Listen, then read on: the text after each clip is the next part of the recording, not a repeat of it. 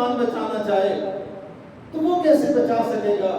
مشائخ فرماتے ہیں آج کے دور میں 5 کہف ہیں. کہف کہتے ہیں غار کو.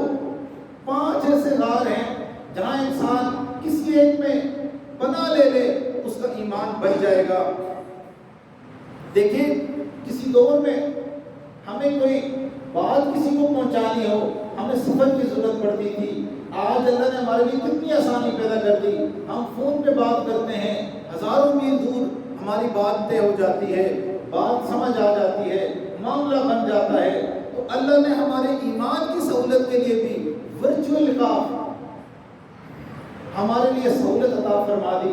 5 کاف ہیں. سب سے پہلا حرمین, جو شخص بھی مکہ میں ہے یا مدینہ میں رہے گا دجال وہاں نہیں جا سکے گا, اس کی بخشش ہو جائے گی, اس کی دجال کے فتنے سے حفاظت ہو جائے گی. پھر دوسرا کہف مدارس. ان مدارس کے اندر جو بچے پڑھتے ہیں وہ اس نیک ماحول میں رہتے ہیں, اللہ اپنے فضل سے ان کی حفاظت فرما دیں گے. تیسرا کہف قرآن مجید. جو قرآن مجید کے ساتھ جڑ گیا, جو قرآن مجید کے درس قرآن ہی میں جڑ گیا, اللہ سے پوری امید ہے اللہ اس کی بھی حفاظت فرمائیں گے. اسی وجہ سے اللہ جزائے خیر دے اس امت کو, علماء کو, کہ وہ درس قرآن کا اہتمام کرتے ہیں تاکہ امت کے نوجوانوں کا ایمان محفوظ ہو جائے. چوتھی کاف دعوت و تبلیغ کا کام. ہم لوگوں نے دیکھا جو لوگ بھی دعوت و تبلیغ کے کام کے ساتھ وقت لگاتے ہیں اللہ اپنے فضل سے ان میں تبدیلیاں لے کے آ جاتے ہیں.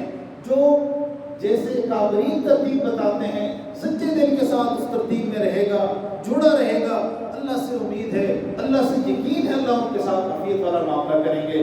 5واں کہا اہل اللہ کے ساتھ تعلق رکھنا, اللہ والوں کے ساتھ بیت کا, اپنی اصلاح کا تعلق رکھنا.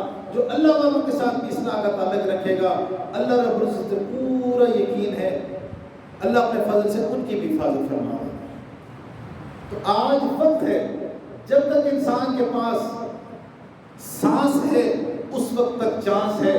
تو آج ہم اس چانس سے فائدہ اٹھا لیں, اپنی زندگی کے رخ کو تبدیل کر دیں, اپنی محنت کی سمت کو تبدیل کر دیں, تاکہ کل جب ہم موت کا وقت آئے ہمیں کوئی حسرت نہ رہے, ہم ایمان کے اوپر اس جہاں سے چلے جائیں اور محشر میں ہم اللہ کو دیکھ کے مسکرائیں, اللہ ہمیں دیکھ کے مسکرائیں. حوض کوثر ہو, نبی علیہ السلام کے مبارک ہاتھ ہو اور وہ اپنے ہاتھ سے ہمیں حوض کوثر کا جام پلائیں اور ہم اللہ کا شکر ادا کر کے وہ جام پئیں. اللہ تعالیٰ سے دعا ہے جو کہا جو سنا اس پہ عمل کرنے کی توفیق عطا فرمائیں.